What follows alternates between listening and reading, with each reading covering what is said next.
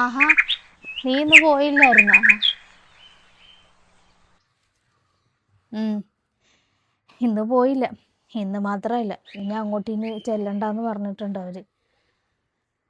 എന്താടി എന്തെങ്കിലും പ്രശ്നമുണ്ടോ അവിടെ? ഓ, പ്രശ്നമൊന്നും ഇല്ലടി. അവരെല്ലാരും കൂടെ ദുബായിലേക്ക് പോവാണെന്ന്. ഇനിയിപ്പോൾ 6 മാസം കഴിഞ്ഞേ വരത്തുള്ളൂ. ഇനി വന്നാലും ഇവിടെ സ്ഥിരതയില്ലെന്നൊക്കെയാണ് പറയുന്നത്. എന്തായാലും എൻ്റെ ആ കൊച്ചിൻ്റെ കഞ്ഞികൂടി മുട്ടിയെന്ന് വേണം പറയാൻ. ഇനി എന്ത് ചെയ്യുമെന്ന് എനിക്കറിയാൻ വയ്യ. ആ, പറഞ്ഞതുപോലെ ആ കൊച്ചിറക്കൻ എന്തേ, അവനെ കണ്ടില്ലല്ലോ, എന്തേ അവന്? അവന് ദാണ്ട പിള്ളേരുമായിട്ടൊക്കെ കണ്ട കളിക്കാൻ അങ്ങോട്ട് പോയി. ഓ, ചൂട് താഴെ പോയി കളിക്കാനായിട്ട് അങ്ങോട്ട് പോയി. സ്കൂളിൽ നിന്ന് വന്നു കഴിഞ്ഞ് നേരെ ആ ചെറുക്കൻ അങ്ങ് പോകും. എനിക്ക് ആ കൊച്ചിറക്കൻ്റെ കാര്യം ആലോചിക്കുമ്പോഴാണ് എനിക്കൊരു വിഷമം വരുന്നത്. എന്ത് ചെയ്യുമെന്ന് എനിക്കറിയാമേ. എല്ലാത്തിനും കാരണം എൻ്റെ മോളെന്ന് പറഞ്ഞ ഒരുത്തി. കെട്ടിയവൻ മരിച്ചിട്ട് അധികം നാൾ പോലും ആയില്ല, അപ്പോഴത്തേക്ക് അവൾ വേറൊരുത്തൻ്റെ കൂടെ പോയിരിക്കുന്നത്. ആ കൊച്ചിറക്കൻ്റെ കാര്യങ്ങൾ ആലോചിക്കണ്ടേ. എൻ്റെ കാലം കഴിയുമ്പോൾ ഈ കൊച്ചിൻ്റെ കാര്യം ആര് നോക്കുമെന്ന് എനിക്ക് ഒരു പിടിയുമില്ല. 1 വർഷം തേക്കുന്നതിന് മുമ്പ് അവൾ അങ്ങനെ ചെയ്തില്ലേ. എന്നിട്ട് ഞാൻ പറഞ്ഞത് അവനോട്ടുള്ള ബന്ധം വേണ്ട വേണ്ട വേണ്ട, ആര് കേൾക്കാൻ. എന്നിട്ട് അവൾ ആ കൊച്ചിനെ എന്നെയും കൂടെ ഉപേക്ഷിച്ചിട്ട് അവൾ പോയിരിക്കുക. എനിക്ക് അവിടെ കാര്യം പറയുമ്പോൾ എനിക്ക് തലയ്ക്ക് പ്രാന്തെടുക്കും. അത് പോട്ടടി, ഇനി അത് പറഞ്ഞിട്ട് കാര്യമില്ല. അവിടെ തലയെഴുത്ത്, അല്ലാതെ ഇപ്പം എന്ത് പറയാനാ. അവൾ എവിടെയെങ്കിലും പോയൊക്കെ ജീവിക്കട്ടെ. എനിക്കും കൊച്ചിൻ്റെയൊക്കെ ഞങ്ങളൊക്കെ ഇല്ലേടി, അതുകൊണ്ട് നീ വിഷമിക്കണ്ട. എന്നാ ഇതേ കുറച്ച് ബിരിയാണിയാണ്. ഇന്ന് എൻ്റെ മോളും ചെറുമക്കളൊക്കെ വന്നിട്ടുണ്ടായിരുന്നു. അപ്പോൾ ഇച്ചിരി ബിരിയാണി ഞാൻ വെച്ചതാ. അപ്പം ഞാൻ ആ സമയത്ത് നീ ഇവിടെ കാണത്തില്ലെന്ന് പറഞ്ഞ ഉച്ച സമയത്തോടെ കൊണ്ടുവരാൻ. ഇപ്പം അവിടെ നോക്കിയപ്പോൾ നീ ഇവിടെ നിൽക്കുന്ന കണ്ടത്. അത് എളുപ്പമെടുത്തോണ്ട് വന്നത്. അവനിക്ക് ഭയങ്കര ഇഷ്ടമാണെന്നല്ലോ. എടീ, നീ എനിക്കൊരു ഉപകാരം ചെയ്യുമോ? നീ ആർക്കെങ്കിലും പറഞ്ഞ് എനിക്കൊരു ജോലി ശരിയാക്കി താ. അല്ലാതെ ഞാൻ ഈ കൊച്ചുവർക്കനും കൂടെ എങ്ങനെ ജീവിക്കാനാ? അതിന് 3 നേരം തിന്നാൻ കൊടുക്കണ്ടേ, അല്ലെങ്കിൽ പഠിപ്പിക്കണ്ടേ? അതിനാണെങ്കിൽ ഓരോ കാര്യങ്ങളൊക്കെ പറഞ്ഞ് എൻ്റെ പുറകെ നടക്കുക. ആ കൊച്ചിനെ ഓരോന്ന് പറഞ്ഞ് പറഞ്ഞ് മേടിച്ചൊക്കെ കൊടുത്ത് ഇപ്പം അവന് തുടങ്ങി പിടിക്കുന്നതിനൊക്കെ വേണം. ഞാൻ എവിടെ പോകാനാ? അ- അവൻ്റെ വാപ്പാടെ ആൾക്കാർക്ക് പോലും വേണ്ട അതിനെ, അവക്കും വേണ്ട. എനിക്ക് കളയാൻ പറ്റുമോ കുഞ്ഞിനെ? അതുകൊണ്ട് ആ കുഞ്ഞിനെ എങ്ങനെയെങ്കിലേക്ക് ഒന്ന് വളർത്തിയെടുത്തേ പറ്റത്തുള്ളൂ. അതുകൊണ്ട് നിൻ്റെ ആരെങ്കിലും കയറിപ്പിള്ളിക്ക് എന്തൊരു ജോലി കിട്ടിയേ പോരെ. ജോലിയില്ല. ഞാനൊന്ന് നോക്കട്ടെടി എവിടെയെങ്കിലും ഉണ്ടെങ്കിൽ. ഇപ്പോഴാണ് ഓർത്തത്, നമ്മുടെ സെമീറിൻ്റെ ഇടയിൽ ഒരാളെ വേണമെന്ന് പറഞ്ഞായിരുന്നേ. അവൻ്റെ കടയിൽ തൂക്കാനും തുടയ്ക്കാനും ഒരാൾ വേണമെന്ന് തന്നെ 2 ദിവസം മുമ്പ് ഇക്കടുത്ത് പറയുന്നത് കേട്ടായിരുന്നു. കടയിൽ നിന്നാൽ അവരങ്ങാണ്ട് മറിഞ്ഞു വരിക, കാലുപിടിച്ച് അങ്ങോട്ട് കിടക്കും. അപ്പോൾ അവനെ ആ കടയിൽ തുടയ്ക്കാനൊക്കെ ആളെ വേണമെന്ന് ഇങ്ങനെ പറയുന്നത് കേട്ട്. ആളെ കിട്ടിയോ എന്ന് എനിക്കറിയത്തില്ല, എന്നാലും ഞാൻ 2 ദിവസമേ ആയി ഇക്കടുത്ത് പറഞ്ഞത്. അതുകൊണ്ടെങ്കിൽ നമുക്ക് പോയി തോന്നി തിരക്കാം. ഞാൻ പെട്ടെന്നേ വിളിച്ച് ഇക്കടുത്തൊന്ന് പറഞ്ഞു നോക്കാം. അങ്ങനെയാണെങ്കിൽ എനിക്ക് പോകാമല്ലോ അങ്ങോട്ട്. ഓ, വലിയ ഉപകാരമടി. എന്ത് ജോലിയാണെങ്കിലും കുഴപ്പമില്ല. ഇവിടെ തൂപ്പും തുടച്ചാൽ മതിയല്ലോ. രാവിലെ മോനെ അങ്ങോട്ട് സ്കൂളിൽ വിട്ട് കഴിഞ്ഞിട്ട് വൈകുന്നേരം ആകുമ്പം അവനെയും വിളിച്ചോണ്ട് വരാമല്ലോ. അത് വലിയൊരു ഉപകാരമടി. ശരിയടി, എന്നാൽ ഞാനെന്നാൽ തിരക്കിട്ട് നിന്നെ വിളിക്കാം. പോട്ടെ എന്നാ.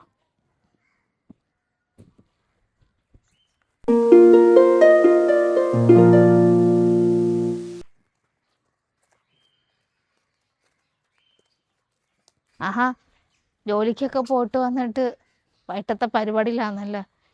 പോയിട്ട് വന്നിട്ട് ദാണ്ട കുറച്ച് നാളായടി ഇതിൻ്റെ പുറയിലൊക്കെ നടന്നിട്ടേ. അപ്പം ഇല്ല, അവിടെ നിന്ന് മേടിച്ച് വെച്ചില്ലേ കുരുമുളക് തൈ. അപ്പം അത് നോക്കാതെയും കാണുന്നപ്പോഴത്തേക്ക് വല്ലാതായി. എന്താ, നിന്റെ അടുത്തൊരു കാര്യം പറയാൻ വന്നതാണ്. 2-3 വട്ടം ആലോചിച്ച് പറയണം വേണ്ടായിരുന്നു. പിന്നെ വിചാരിച്ച് നാളെ ഒരു സമയത്ത് ഞാൻ നിന്നോട് പറഞ്ഞില്ല എന്നൊരു കെറു വേണ്ടല്ലോ എന്ന് വെച്ചിട്ടാ. ഇന്നലെ ഞങ്ങൾക്കൊരു കല്യാണം ഉണ്ടായിരുന്നടി. അവിടെ ആ വീടിൻ്റെ അപ്പുറത്തരിച്ച് ഞാൻ അവളെ കണ്ടായിരുന്നു, നിൻ്റെ മോളെ. എനിക്ക് കണ്ടിട്ട് തന്നെ കഷ്ടം തോന്നുക.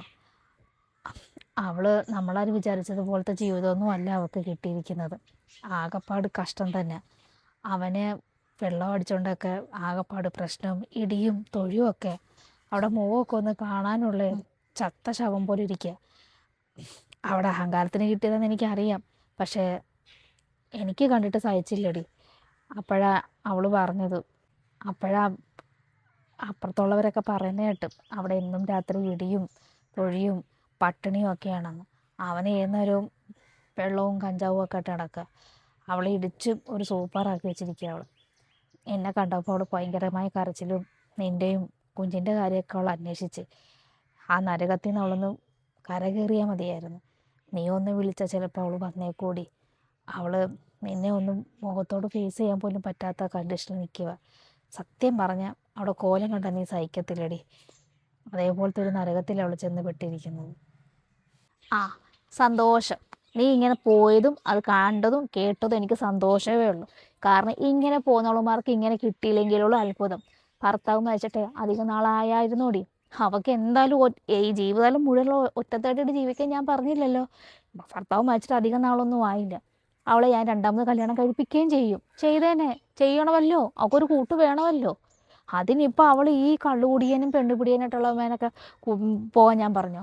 ഇതറിഞ്ഞപ്പോൾ തന്നെ ഞാൻ പറഞ്ഞു, മോളെ നമുക്ക് വേണ്ട, അവനാൾ ശരിയല്ല, നിൻ്റെ ജീവിതം നിനക്ക് ശരിയായി കിട്ടത്തില്ലെന്ന് പറഞ്ഞു. അവൾ കേട്ട പാവം അടിച്ചാ. എന്നിട്ട് ആ കുഞ്ഞിനെ പോലും കളഞ്ഞിട്ടാ അവൾ അവൻ്റെ കൂടെ പോയത്. അപ്പം പിന്നെ അവൾക്ക് സുഖം ജീവിതം കിട്ടുമോ? എന്നെയും ആ കൊച്ചിനോട് മനസ്സ് നോവിച്ചിറങ്ങിപ്പോക്ക് പിന്നെ നല്ല ജീവിതം കിട്ടുമോ?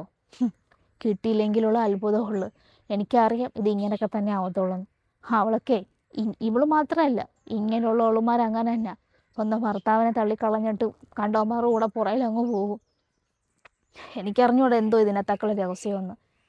ആ കുഞ്ഞ് ഓരോ ദിവസവും ഉമ്മയുടെ കാര്യം ചോദിക്കുമ്പോൾ എനിക്ക് പറയാൻ മറുപടിയില്ല.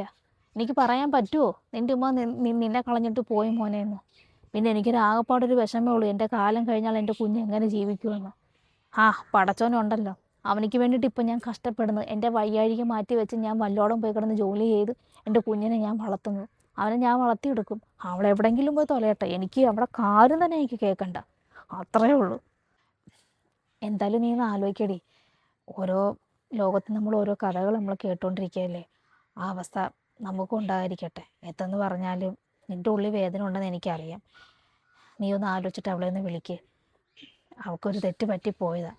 ആ തെറ്റ് നമ്മൾ തിരുത്തി മനസ്സിലാക്കി വിളിച്ചില്ലെങ്കിൽ നാളെ നിൻ്റെ മോക്ക് വേണ്ടി നീ കരയേണ്ടി വരും. അത്രേ എനിക്ക് പറയാനുള്ളൂ. ഞാൻ പോട്ടെ.